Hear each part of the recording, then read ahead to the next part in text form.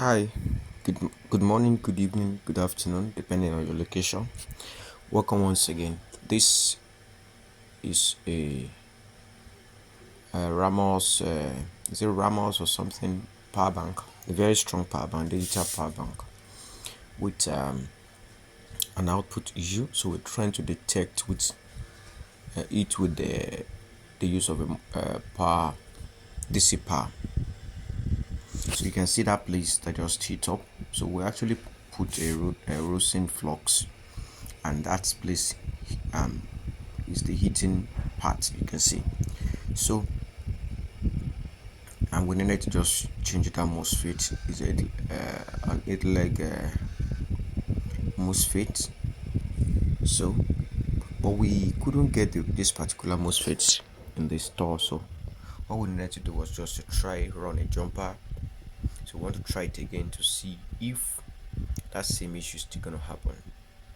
You can see. Yes, let's see. Oh, that thing is dropped on it. So let's just remove it and try it again. So let's see. We're still gonna work. We do this so that it will be easier for us to detect a short component. So let's try it once again. Just take note of it.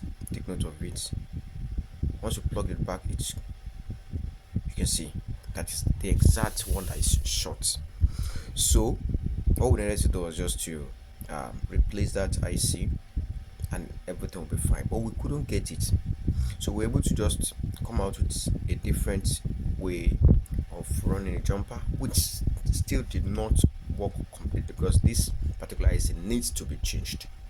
That's the only major, you know, uh, power IC, charging IC that is on this particular Ramos. Is it Ramos or something power bank?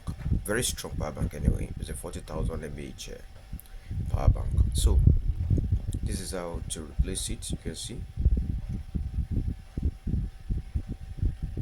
Just take your time to. You can see.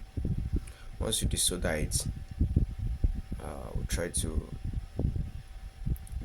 set back that particular 6-legged.